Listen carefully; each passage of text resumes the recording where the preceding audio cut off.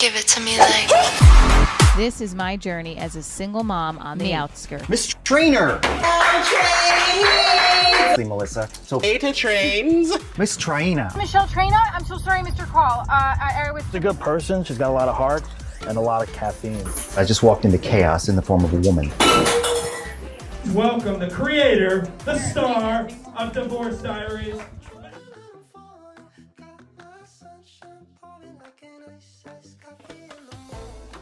Hi everyone, I'm Michelle Traina, the creator of Divorce Diaries, and this is the Divorce Diaries podcast. I had a hiatus last week because I just can't keep up with everything. That's pretty much the truth of it. Venmo right now is pissing me off. I really wish I could have the option to give you credit. I'm sorry. Venmo sucks, okay? I pressed purchase by accident when I sent my daughter's coach her competition fees, and now it charged $5. It took $5 out of the transaction, and I had to pay my daughter's coach the $5. I'm fucking pissed, and Venmo won't give me back the $5. They have to get her involved. So now I look like a fucking schmuck as a single mom, just making the cutoff line for the last date of the competition fees, getting the money in, and also having to send her additional $5 because I pressed the wrong button. Welcome to my life, the chaos in the form of the woman that is from the TV pilot of Divorce Diaries. Okay, so where are we at? Divorce Diaries finished the mini tour on the West Coast and the East Coast, California, San Diego, LA, Jersey, and now I am full-blown filming for What's Up New York. As you know, I am the host. If you don't know, I am the host of a show called What's Up New York that lives on ny2c.com, and I am also editing for the Divorce Diaries web series. So lots of stuff going on. I'm trying to plan my 2024 calendar.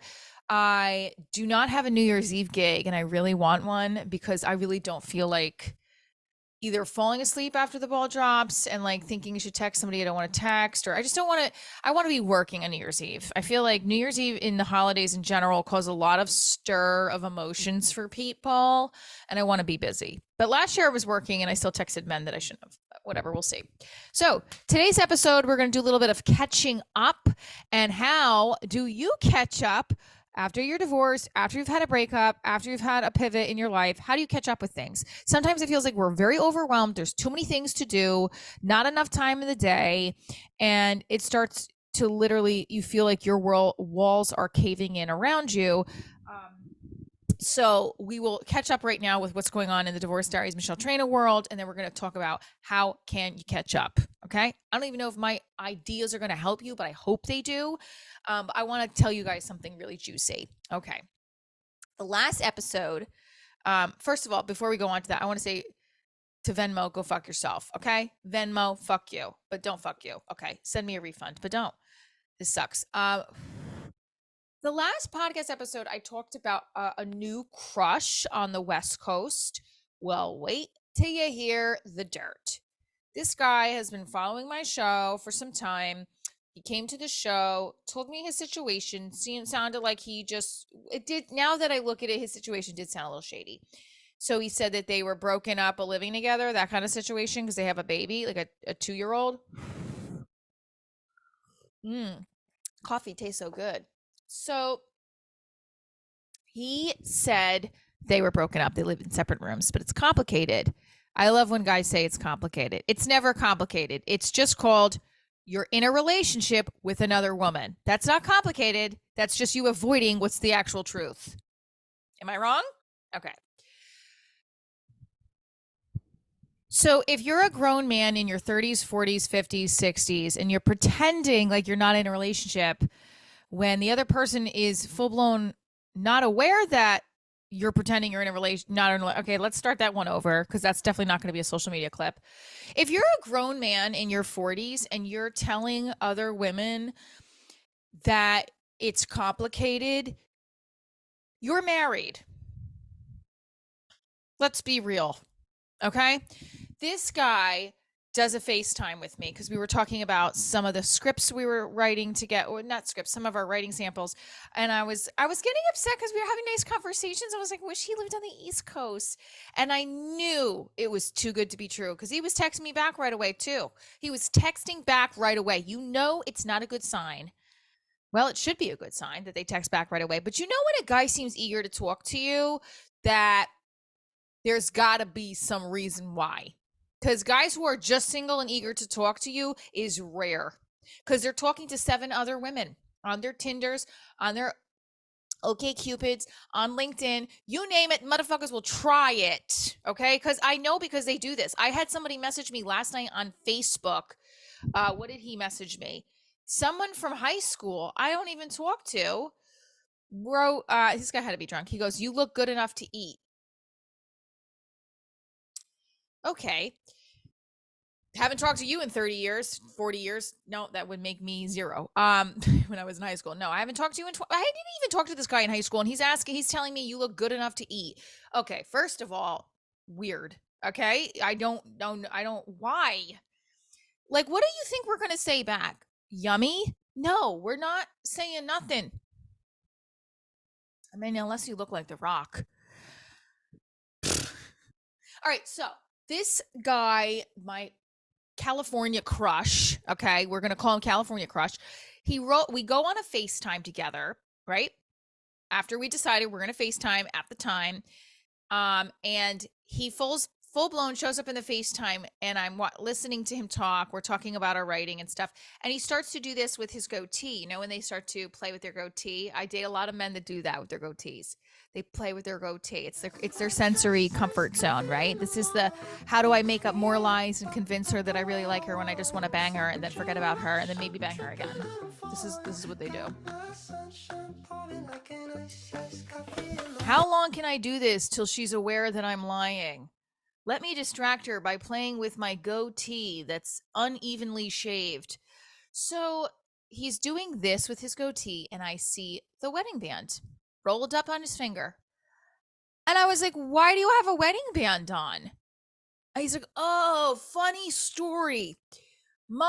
I think he even said funny story. He's like, my neighbor. And then I automatically was like, there's no way out of this. This guy's lying. I want to see him get out of this. Like, first of all, my heart sank because I was like, why? Why does he have a wedding band on?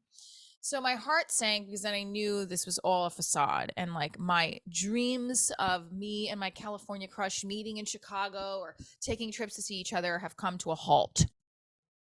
So he starts to say how his neighbor liked him when he was married and was stalking him. And then when they got divorced and he took off the ring, the neighbor was like, oh, I see you don't have a ring on anymore. And like, I don't even know what he was saying because there was like pretty much nothing coming out of his mouth, but he was conjuring up the story about his neighbor stalking him. So he had to put his wedding band back on so that the neighbor would leave him alone, which, what? No, you're just lying. How about you just say, yeah, I am actually married. Sorry, I lied. Nope. Of course, they would never do that. And so then I got off the phone with him. I was like in shock because at that point I didn't know, do I still have the conversation? I was in shock. So we talked about writing for a little bit, and they got off the phone, and he texted me a picture of a book about writing, and then I wrote back, "Are you married?" And this was his response. The ring got you thinking, huh? The ring got me thinking? Yeah, it got me thinking you're a fucking married liar. Okay, so then I don't say anything, right? And then he writes back a short while later. Okay, hold on, I'm going to pull it up. Oh, I have to pull it up. Hold on. Okay. He writes back a short while later.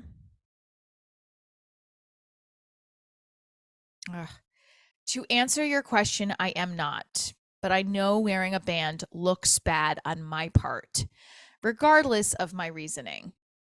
I have not heard from him since. So, that's it. So he said he's not married, which I, again, disagree with because what are you going to say at that point, you know? I just, never heard somebody say, like, I'm going to wear my wedding band so that my neighbor doesn't stalk me. How about you just tell the neighbor, I don't like you? Like, guys will go to lengths to not say the truth, right? If your neighbor is flirting with you and you're uncomfortable, how about you just say, I'm uncomfortable. I'm not interested, instead of putting a wedding band on to pretend you're married. That would be genius, wouldn't it? For you to tell the truth. So that happened, and here we are. Um, uh, Look, and then by the end of the week, I have looked at my Rolodex. I'm like, so now there's no prospects for love. The guy before him, or touring him, or whatever you want to call the guy who just wants to be my friend, the one that I told you guys about, that I have, I feel like I'm. So there's a lot of guys that want to be my friend, I guess, which isn't a bad thing. But this guy that I was talking to in the summer, who I guess I've had a lot of experiences in the last year, not a lot, but two specifically, where I have to really figure out how to juggle the stand up, my show, revealing everything. Now, this guy who's married, I don't give a fuck about throwing him under the bus since he's a fucking liar. But these other men that, like, are important, mean something to me a little bit, at least, right? Like, I don't want to hurt them, but at the same time, I mean, they know me. Like, this one guy knew me and, like, has known me for a couple of years and knows that I talk about my life, and I should have talked to him about it first, and we went through this whole thing. And recently I said I have to take some space from him because I just don't like the way the friendship's making me feel with him. He took me out to dinner for my birthday, and it was beautiful, but it was also weird because he brought up a few things that made me feel like I'm definitely not, like, a priority. Like, the dinner is nice, but is it just because you don't like, he keeps like checking on me. He's like, "Are you okay? I just don't want to hurt you." Well, then don't hurt me. How about be with me, or close the door and say goodbye? So I realized I have to say goodbye. So I say goodbye to him. I said, "I don't want to talk for a while. I need some space." And he said, "Okay," and we left it at that. And then I have a friend that took me last night to I had a wonderful time last night. My friend took me to see a Broadway show. And it was so much fun. And he bought me a really special birthday gift besides the tickets, which was really amazing. And I had such a great time. Very fun. We laughed. We had just a really good time. And I just felt like this is great. This is where I'm supposed to be, just enjoying people's company and having a good time. Um, but also acknowledging when I am sharing my time with somebody who feels like with the other, well, the California person was a liar, but like with the person who took me out for dinner on my birthday, I felt like there was this. I still feel in my gut there's something I don't know, and it makes me uncomfortable. And whether that things I don't know, like what he's seeing other women, like I don't want to do that. It's too fresh. Like, I still had feelings, and like if you're seeing other women and I get that vibe and I feel like you're being shady, I don't want to be around you. So, like, that's kind of why I had to close that door. I can't Some people can just jump into being friends again. I don't feel that way. And I have feelings for somebody, even afterwards, they come back. But I will say this, okay, I want to share this. I have had a friendship with somebody that I do have feelings for, but that we paused off and on with the friendship because of my feelings and how I felt if we were to, be buddy buddy. So I don't know. I don't know if I can just be friends. I guess I can. But I know that it's hard because I get emotionally invested with men that I have feelings for, period. But I do know, okay, so let's go back to last night. And last night made me feel so great. I worked all day filming for What's Up New York. I did some content for Divorce Diaries. I recorded some content for Divorce Diaries, and I had a really amazing time with a really great person at night. And yeah, I had a really good time. I just want to leave it at that. So, how do you catch up I caught you guys up on what's going on in the Divorce Diaries world. How do you catch up on your life? I don't know. I'm in the weeds. It's 12:30 right now, and I'm supposed to leave for my daughter's dad in about an hour, which I don't know if I'm going to be able to do. But I'm doing the best I can, because there's so much. Oh wait, I wanted to share this with you too. Somebody that I hope I can collaborate with reached out to me and gave me some advice on some of my clips for the Divorce Diaries web series. And I've voiced how it's hard to compete in this industry without feeling like you have to compete and being like scared that someone's going to take your spot or whatever. So I hope that when I do this conversation with this person, that they want to work with me. I'm always fearful someone's going to be like, well, I'm going to backstab you. You know, I guess we all are. I guess we have to just keep focusing on what we're doing in front of us. How do you get caught up? I have a list of things I have to do today. I have done maybe 2 of them. I guess you have to just prioritize, right? Like, what is feeding your heart and your soul? What is going to keep food on the table? And what is feeding your heart and your soul? I mean, because those are really not even 3, those are 2 big things. What is feeding your heart and soul, and what is putting food on the table? And you have to really focus on those 2 things, and then prioritize that list down to what needs to happen first.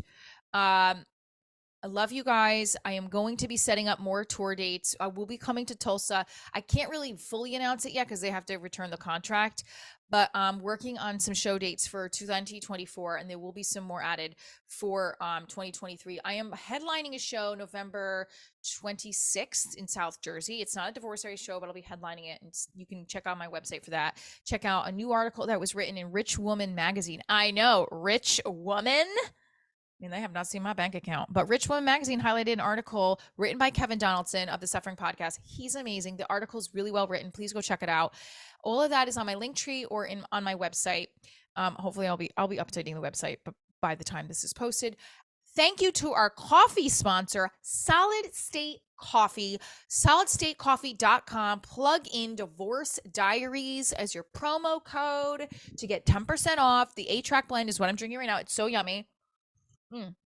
They are located on West 74th Street in Central Park West. I shouldn't say Central Park West, but it's on the west side, Upper West Side. And I'm gonna also say that our web series will be launching 104 West 71st Street. Solid State Coffee is located on 104 West 71st Street, New York, New York. They are our official coffee sponsor for the fall, and I will be releasing the web series. I will be announcing the premiere date in the next week or so. So please sign up for the email list on divorcediaryshow.com. I'm Michelle Traina, the creator of Divorce Diaries, and this is Divorce Diaries.